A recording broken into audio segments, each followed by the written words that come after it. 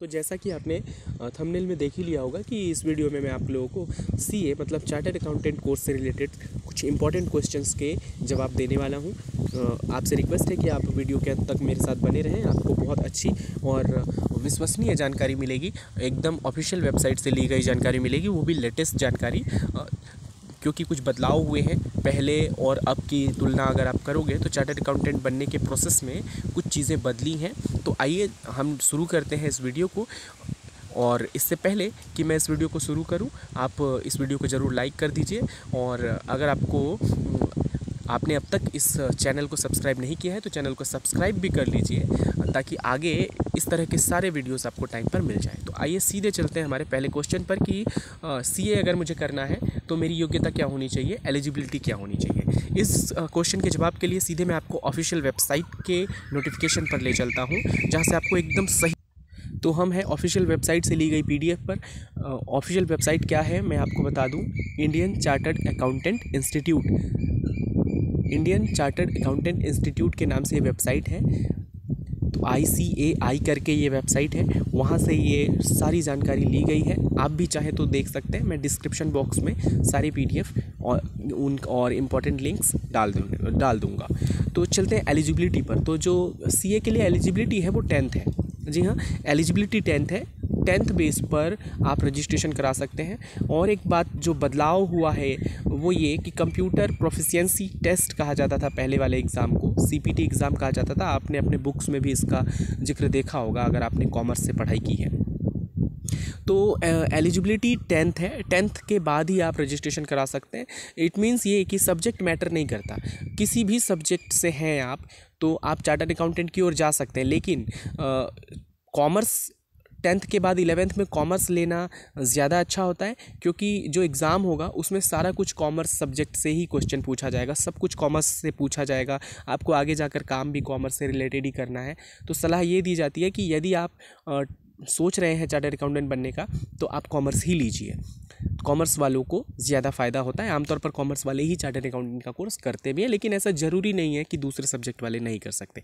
तो 10th है इसका एलिजिबिलिटी। लेकिन इसका जो एग्ज़ाम है वो आप 10+2 होने के बाद ही दे सकते हैं। 10+2 जब आप पास कर लोगे, मतलब 12वीं जब पास कर लोगे, तभी आप एग्ज़ाम में भाग ले सकते हो। रजिस्ट्रेशन 10वीं के बाद होगा, लेकिन आप 12वीं के बाद ही परीक्षा दे सकते हो। आप चाहो तो 12वीं के बाद ही रजिस्ट्रेशन भी करा सकते हैं और तभी आप परीक्षा में भाग भी ले सकते हैं। और जो फर्स्ट स्टेज का जो पेपर है, अब उसे फाउंडेशन कोर्स कहा जाता है, CPT नहीं कहा जाता। ये फाउंडेशन कोर्स के नाम से जाना जाता है। सबसे पहले आपको फाउंडेशन कोर्स में रजिस्ट्रेशन कराना होगा और परीक्षा में भाग लेना होगा। तो एलिजिबिलिटी आपको उम्मीद है समझ में आ गई होगी। अब सीधे मैं आप लोगों को दूसरे क्वेश्चन की ओर लेकर चलता हूं, जो बहुत इम्पॉर्टेंट रहता है कि दूसरे क्वेश्चन में लोग ये जानना चाहते हैं कि इसकी प्रोसेस क्या होता है, हम कहाँ रजिस्ट्रेशन कराएं, कैसे रजिस्ट्रेशन कराएं। तो सीधे हम लोग चलते हैं रजिस्ट्रेशन प्रोसेस पर। लेकिन उससे पहले मैं आप लोगों को बता दूं कि जो ये रजिस्ट्रेशन है वो 2 बार होता है, साल में 2 बार होता है, 1 जनवरी और 1 जुलाई से पहले। इट मीन्स कि 31 दिसंबर तक एक बार करा सकते हैं और दूसरी बार आप 30 जून तक करा सकते हैं। तो 2 बार साल में ये रजिस्ट्रेशंस होते हैं, एक बार 30 दिसंबर तक और एक बार 30 जून तक, 31 दिसंबर तक और दूसरी बार 30 जून तक, 1 जुलाई से पहले और 1 जनवरी से पहले। तो दूसरे क्वेश्चन क्या होता है प्रोसेस, आइए देखते हैं। CA बनने के प्रोसेस को 2 भागों में बांटा गया है। एक, आप फाउंडेशन कोर्स में जब आप भाग लेकर, और एक विदाउट फाउंडेशन कोर्स में भाग लिए हुए, मतलब फर्स्ट एग्ज़ाम देकर और फर्स्ट एग्ज़ाम बिना दिए हुए। ये आप ऐसे भी समझ सकते हैं कि 12th बेस पर या फिर ग्रेजुएशन के बाद। तो अगर आप 12th पास हैं और 12th पास होने के बाद ही चार्टर्ड अकाउंटेंट कोर्स स्टार्ट कर रहे हैं या फाउंडेशन कोर्स में रजिस्ट्रेशन करा रहे हैं, तब क्या प्रोसेस होंगी। सबसे पहले हम ये समझ लेते हैं कि 12th बेस पर आप कैसे कर सकते हो। तो जब 12th बेस पर आप शुरू करते हो चार्टर्ड अकाउंटेंट के कोर्स को, तो उसके प्रोसेस को आइए समझते हैं। सबसे पहले आपको फाउंडेशन कोर्स में रजिस्ट्रेशन कराना होगा, register with BOS after passing class 10th examination till 1 January to 1 July. ये मैं पीछे भी जिक्र कर चुका हूँ कि 1 जनवरी या 1 जुलाई 2 बार होता है। 1 जनवरी और 1 जुलाई से पहले आपको रजिस्ट्रेशन कराना होगा फाउंडेशन कोर्स में, यदि आप 12th पास हैं। उसके बाद सेकेंड स्टेज यहाँ पहुँच जाइए। सेकेंड स्टेज में क्या होगा, eligible to appear in May November exam after appearing in class 12th examination. आप 10th के बाद रजिस्ट्रेशन करा लें अगर आप, तो भी आप परीक्षा देंगे जब आप 12वीं की परीक्षा को पास कर लोगे, तब आप मई और नवंबर में, जी हाँ, एक बार परीक्षा मई में होती है फाउंडेशन कोर्स की और एक बार नवंबर में होती है। साल में 2 बार ये परीक्षा होती है। तो उस परीक्षा में आप 12वीं की परीक्षा पास करने के बाद ही भाग ले सकते हैं। आपको फाउंडेशन कोर्स में रजिस्ट्रेशन कराने और उसके बाद परीक्षा पास करना है, क्वालिफाई करना है। क्वालिफाई 12th एंड फाउंडेशन दोनों परीक्षा।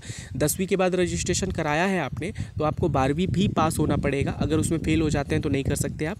साथ ही फाउंडेशन कोर्स में जो रजिस्ट्रेशन कराकर आप एग्ज़ाम दोगे, फर्स्ट वाला एग्ज़ाम, उसमें भी पास होना पड़ेगा। जब ये दोनों एग्ज़ाम, मतलब 12वीं की परीक्षा और जो फर्स्ट वाला एग्ज़ाम जिसे आप CPT पहले कहते थे और अभी उसे फाउंडेशन कोर्स का एग्ज़ाम कहा जाता है, तो उसके बाद फिर आप रजिस्ट्रेशन करा सकते हैं इंटरमीडिएट कोर्स के लिए। तब आप इस सेकंड वाले स्टेज पर पहुंच जाएंगे। इसको हम सेकंड स्टेज कह सकते हैं, सेकंड एग्ज़ाम कह सकते हैं, इंटरमीडिएट कोर्स।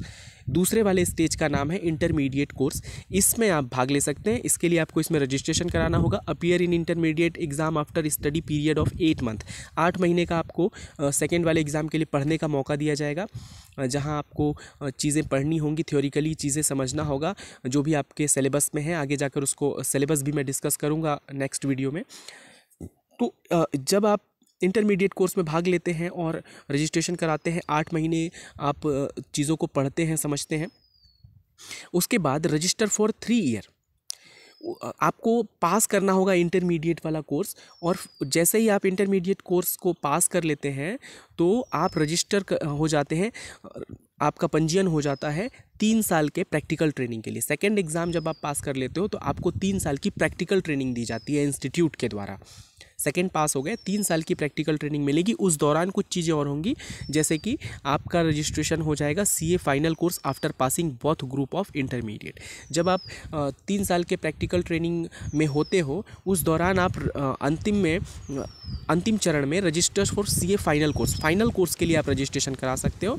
और जब आप फाइनल कोर्स के लिए रजिस्ट्रेशन कराते हो तो successfully complete 4 weeks advanced ICITSS in last 2 years of practical training. तो प्रैक्टिकल ट्रेनिंग का जो अंतिम 2 वर्ष होता है, 3 वर्ष का टोटल होता है, उस अंतिम 2 वर्ष में से 4 वीक का, मतलब 1 महीने का आपका एक और सेशन चलेगा ICITSS।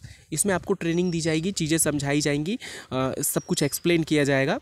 और जब ये जो अंतिम चरण में 4 महीने का, 4 सप्ताह का आपका ये ट्रेनिंग हो जाएगा, 3 साल के टोटल ट्रेनिंग होता है, अंतिम 2 साल में ये एक स्पेशल ट्रेनिंग अलग से होती है। तब आप final exam, appear in final exam during last 6 month of PT। Practical training के जो लास्ट 6 मंथ है, 3 साल का जो अंतिम 6 महीना है, उस 6 महीने के अंदर आपका फाइनल एग्ज़ाम होगा। और जब आप कंप्लीट कर लेते हैं ट्रेनिंग और क्वालिफाई कर लेते हैं फाइनल एग्ज़ाम, ट्रेनिंग भी कंप्लीट करना है और साथ ही साथ आपको फाइनल एग्ज़ाम क्वालिफाई भी करना है। तो जब ऐसा कर लेते हैं तब आपको सर्टिफिकेट मिल जाता है, become a member of ICAI। तब आप एक सदस्य बन जाते हैं ICAI का, मतलब आपको सर्टिफिकेट मिल जाता है चार्टर्ड अकाउंटेंट होने का, मतलब आप बन गए। अब आप चाहें तो गवर्नमेंट सेक्टर में जॉब करें, अप्लाई करें, या प्राइवेट सेक्टर में अप्लाई करके जॉब करें, या खुद का अपना काम शुरू करें, तो ये आपके ऊपर होता है। तो सिंप्लीफाई कर दूं मैं, सबसे पहले 10वीं के बाद रजिस्ट्रेशन कराया जा सकता है। उसके बाद 12वीं पास करिए। 12वीं पास करने के बाद आप जो फर्स्ट एग्ज़ाम होता है फाउंडेशन कोर्स का, उसमें भाग ले सकते हैं। फाउंडेशन कोर्स पास करने के बाद आप इंटरमीडिएट कोर्स में रजिस्ट्रेशन करा सकते हैं, जहां 8 महीना आपको पढ़ने का मौका मिलेगा। 8 महीने की तैयारी और फिर परीक्षा पास करने के बाद आपको 3 साल का प्रैक्टिकल ट्रेनिंग का सेशन होगा, जहां आपको फुल्ली ट्रेनिंग दी जाएगी। और अंतिम 2 वर्ष में से आपको 1 महीने का ICITSS का ट्रेनिंग होगा। और अंतिम 6 महीने में, 3 साल के अंतिम 6 महीने में आपका फाइनल एग्ज़ाम के लिए आपको रजिस्ट्रेशन आपका हो जाएगा और आपको पेपर देना होगा, फाइनल एग्ज़ाम देना होगा, जहाँ आप ट्रेनिंग कंप्लीट करने और 3rd एग्ज़ाम पास करने के बाद आपको सर्टिफिकेट मिल जाएगा और आप चार्टर्ड अकाउंटेंट बन जाएंगे। तो ये मैंने सिंपली आपको बता दिया। और सेकंड तरीका क्या होता है, तो सेकंड तरीके की ओर चलते हैं। सेकंड डायरेक्ट एंट्री रूट कहा जाता है इसको। अगर आप ग्रेजुएट हैं तो आपको एक फ़ायदा मिलता है ग्रेजुएशन के बाद या पोस्ट ग्रेजुएशन के बाद यदि आप सीए कोर्स की ओर जाते हैं तो आपको फाउंडेशन कोर्स वाला जो फर्स्ट एग्ज़ाम होता है वो नहीं देना होता, सीधे आप इंटरमीडिएट कोर्स की ओर जा सकते हैं। तो कौन कौन से 2 कोर्सेज़ को इसमें एलिजिबल माना गया है? इंटरमीडिएट पास स्टूडेंट, अगर आपने इंटरमीडिएट पास किया है तो उनके लिए, या कॉस्ट अकाउंट्स वगैरह से आपने कंपनी सेक्रेटरी का कोर्स किया हुआ है तो आपको डायरेक्ट एंट्री मिल जाएगी, या फिर कॉमर्स से आपने ग्रेजुएशन किया है, कॉमर्स से और कोई किसी सब्जेक्ट से ग्रेजुएट है तब नहीं, सिर्फ और सिर्फ अगर आप कॉमर्स से ग्रेजुएट हैं या पोस्ट ग्रेजुएट हैं तो आप डायरेक्ट एंट्री ले सकते हैं, आपको फर्स्ट एग्ज़ाम नहीं देना होगा। लेकिन यहाँ एक शर्त है कि पोस्ट ग्रेजुएशन में आपका 55% कम से कम होना चाहिए, और दूसरा कोई ग्रेजुएशन आपने किया हुआ है बीकॉम का ही, आपने कंप्यूटर एप्लीकेशन या फिर प्लेन इकोनॉमिक्स के साथ किसी भी तरह से आपने अगर किया हुआ है तो 60% आपका कम से कम परसेंटेज होना चाहिए। तो सीधे आप रजिस्टर कर जाएंगे इंटरमीडिएट कोर्स के लिए। इंटरमीडिएट कोर्स के लिए रजिस्ट्रेशन करा लिया आपने, उसके बाद आपको पास करना होगा इंटरमीडिएट कोर्स को। अंडरगो 4 वीक्स ICITSS, जो 4 वीक वाला वहाँ पर भी आपको ट्रेनिंग मिल रहा था, यहाँ पर भी वो 4 वीक वाला ICITSS आपको मिलेगा। उसके बाद फिर आपका ट्रेनिंग सेशन जो 3 साल वाला होता है वो आपको मिलेगा, और 3 साल की ट्रेनिंग के बाद आप वापस इसी लाइन में आ जाएंगे, मतलब सीधे आप कहाँ पहुँच जाएंगे? Register for CA final course. 3 साल की ट्रेनिंग, उसके बाद आपका रजिस्ट्रेशन हो जाएगा फाइनल कोर्स के लिए, और फाइनल कोर्स के बाद जैसा मैंने पिछले बार समझा दिया था कि अंतिम 6 महीने में आपका पेपर होगा, और अगर आप क्वालिफाई कर जाते हैं तो आपको सर्टिफिकेट मिल जाएगा। तो रास्ता छोटा हो जाता है अगर आप ग्रेजुएशन के थ्रू आते हैं, क्योंकि सीधे इंटरमीडिएट में भाग लेते हो। इंटरमीडिएट में भाग लेने के बाद आपका 9 मंथ का प्रैक्टिकल ट्रेनिंग होता है, 3 साल का ये टोटल ड्यूरेशन होता है। तो 9 मंथ ऑफ प्रैक्टिकल ट्रेनिंग, आपको सिर्फ 9 मंथ की ट्रेनिंग रहेगी, पूरे 3 साल का नहीं ट्रेनिंग रहेगा आपका, और सीधे आप रजिस्ट्रेशन करा सकते हैं फाइनल कोर्स के लिए। तो ड्यूरेशन कम हो जाता है, क्योंकि 3 साल आप ऑलरेडी ग्रेजुएट हो चुके हो, तो इस रास्ते से जाने पर आपको फर्स्ट वाला एग्ज़ाम नहीं देना होता। तो ये था प्रोसेस, उम्मीद है आपको समझ आया होगा। इसे और एक्सप्लेनेशन के साथ जानना चाहते होंगे तो आप वीडियो के कमेंट बॉक्स में कमेंट कर सकते हैं। नेक्स्ट क्वेश्चन पर हम लोग चलेंगे कि इसके लिए फ़ीस क्या होता है। तो फ़ीस जान ले सीए की फ़ीस के बारे में, या कुल कितना खर्च आ सकता है सीए करने में। तो ये बहुत ज़्यादा खर्चीला नहीं होता, हाँ, लेकिन टैलेंट आपके पास होना चाहिए, मेहनत आपको बहुत लगेगी। फ़ीस बहुत ज़्यादा नहीं लगता, जैसा कि आप देख पा रहे होंगे। आप इसका स्क्रीनशॉट लेकर आराम से देख सकते हैं कि मैं आपको शॉर्ट में बता देता हूँ कि जो फर्स्ट वाला परीक्षा दोगे आप, उसके लिए 9,800 रुपये आपको फ़ीस देना होगा टोटली, जो फाउंडेशन कोर्स कहलाता है। और सेकेंड वाले के लिए आपको 18,000 टोटली फ़ीस देना होगा इंटरमीडिएट कोर्स के लिए, जब आप उसके लिए क्वालिफाई कर जाओगे। और थर्ड एंड फाइनल एग्ज़ाम के लिए 22,000 आपको फ़ीस देना होता है।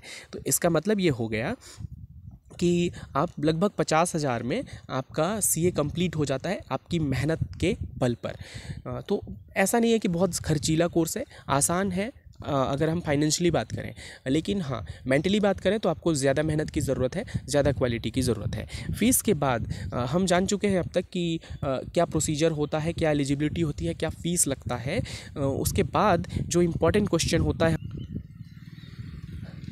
कि सैलरी कितनी मिलेगी। तो सैलरी देखिए, वो तो समय के अनुसार बदलता रहता है, और किस कंपनी में, प्राइवेट या गवर्नमेंट या किस सेक्टर में आप जॉब कर रहे हैं, इससे भी डिपेंड करता है। लेकिन एक एवरेज मैं आपको बता देता हूँ कि 40,000 न्यूनतम आपको पेमेंट मिलता है। 40 से 60,000 पेमेंट आपको स्टार्टिंग में ही शुरू हो जाता है जब आप चार्टर्ड अकाउंटेंट बन जाते हैं। चाहे आप, इसमें 3 ऑप्शन होते हैं, आप प्राइवेट कंपनी के लिए जॉब कर लीजिए, या गवर्नमेंट जॉब के लिए अप्लाई कर लीजिए, या फिर आप अपना खुद का काम शुरू कर सकते हैं। अलग अलग एजेंसी कंपनियों या व्यापारियों के अकाउंट्स को आप देख सकते हैं। मेनली इनका काम क्या होता है, चार्टर्ड अकाउंटेंट्स का काम, ये कंपनियों के हिसाब किताब को चेक करते हैं, ऑडिटिंग का काम करते हैं, हिसाब किताब बनाते हैं। इनकम टैक्स से संबंधित, इनकम टैक्स डिपार्टमेंट में भी, हर डिपार्टमेंट में चार्टर्ड अकाउंटेंट्स की भर्ती होती है। तो टैक्सेशन देखना, ऑडिटिंग देखना, अकाउंटिंग देखना, ये इनका मेन काम होता है। ये जैसे डॉक्टर अपना खुद का क्लिनिक खोल कर बैठता है, वैसे चार्टर्ड अकाउंटेंट खुद का काम भी शुरू कर सकता है, या फिर प्राइवेट फर्म में।